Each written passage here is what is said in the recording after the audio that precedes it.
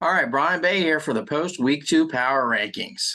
Things shook up a little bit after some teams finally took some losses, so we'll start getting it a little more evened out in the next couple of weeks. We'll see who the big dogs are and the little shits are. So we're going to start again at the bottom with number 14. We'll work our way back up to number 1. Number 14, dropping 3 spots, is Kevin, also known as, what the hell is his damn name? Oh, yeah, Pocket Pussy Aces.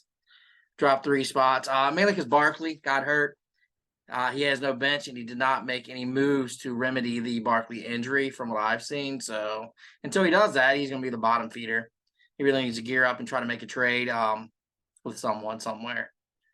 13, staying at 13, actually, is John, Team JN. Team TPJN. I can never get that down. Such a unique name from John. He staged his Burrow injury, kind of, took a couple losses, nowhere up or down to really move him. Coming in at 12, probably the biggest drop in the entire power rankings was Antoine. He was dropping far before the trash ass trade that he made with M. Dot. I'm not going to get into that too much here. We're going to touch on that in the podcast if you guys want to tune into that, but he's in shambles. He's not a win now team, so he's just a train wreck. So 11 and 10 are interchangeable. So 11 I put with Brandon because he put up some points.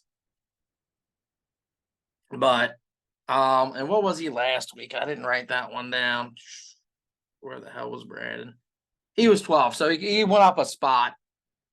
But then Nick came in at 10. He was kind of interchangeable. He jumped up 4 spots, mainly just because he won and Brandon lost.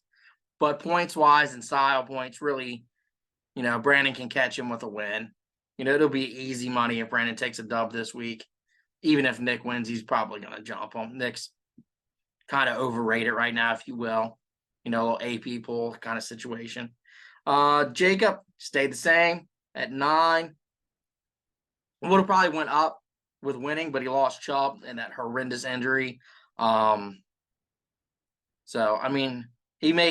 trying to make moves, to replace it, but it is what it is. You lose one of your best running backs, it's hard to go up in the power rankings at least. So we'll see what happens next week for him, see if he can get another win.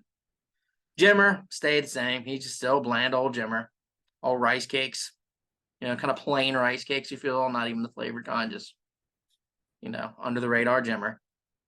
Mark actually jumped up 3 spots. Yeah, I think his team's coming together. I think it's starting to make some moves. He's got them Ohio State boys on the team. So Big Ten power, moving on up. He's finally jumped off that SEC bandwagon, it seems. So he is moving on up to the east side. Deluxe apartment in the sky. Brother Matt, Sunshine, dropped 2. You can't start Foreman. He didn't play. He was out. You got a demerit for that. First demerit in the league history. He has a demerit. 3 demerits is desadulation. After that, then we have to decide if he's in the league or not. So, but I don't expect it from him again. But yeah, starting an out player is gonna hurt you. And even if he did start, it's freaking Foreman, dude's trash. Even if he played. Fred, you're killing me, bud. Up and down, back and forth like a yo-yo. Dropped 4 spots from the number 1 to the number 5. He's the top of the teams with a loss, though. The top 4 are all still undefeated, so that's really why he dropped so far so quick. Is more just because, top 4 are undefeated. Brees Hall, I think, is going to get fed more. I think he'll have a chance to get back up into the top 3 pretty quickly, top 2.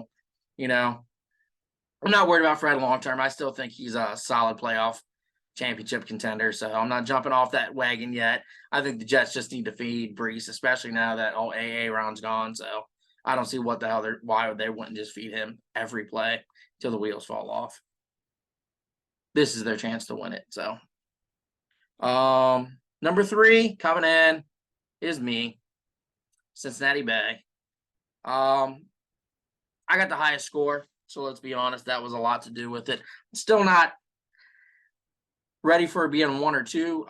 Gibbs needs to do something. Jerry Jeudy came back, shit the bed. just not fully impressed with my team as a whole. I need more consistency, and I feel like that's what the fellas that are up in 1 and 2 have above me, is just they're a little more consistent. I mean, I put up big numbers this week, but that can go away in a snap of a finger, and we all know that. So not going to get too high on it, but I am undefeated. I forgot 4th place, easily forgotten. 4th place was Greg. He dropped two spots. Injury concerns. Really, I just generally question his GM savviness. He's a wreck when it comes to trades. Now, he hasn't made any in this league, but I'm in another league with him. He has no idea what he's doing. So that's why I just completely skipped over him. That was not on purpose. That was just real life. Forgot about the guy. So he's 4, I'm 3. Then going in at 2, we have M. Dot, who jumped up 3 spots. Only real concern, main reason he's not number 1. Richardson's a question mark, and Pickett's not shit as a backup. So he really needs to maybe figure that out. I'll give him props where it's due. He did hustle Antoine today on that trade. So he's making moves for the future, man. He's cutting ties with some trash that he's getting big money for no reason. I got to give him props on that. Another reason that he's ahead of me, because I can't find anyone to trade with me if my life depended on it. Then Andy's coming in at number 1. He's up 2 spots. I mean, he's got Bijan, just keeps on rising. What else we got here? Oh, and he's just consistent as hell. So I think as of right now, he's going to be the number 1 slot. The top 3 there could really be interchangeable. I think we all could. It's going to be a week-to-week scenario. Greg, I think, is on his way to the basement. I think Fred will probably pass him soon. Even though Greg beat Fred head-to-head, that's an anomaly situation. I can't imagine that was anything real life there. Yeah, and Greg has, Montgomery's questionable. Etienne's questionable. Zay Jones is questionable. So I think he's just more his GM and coaching skills. That's what's killing him. But other than that, that's our top 14 for the week. Again, comment any concerns, any likes, any ups or downs, anything that you want to talk about. We'll see you next week.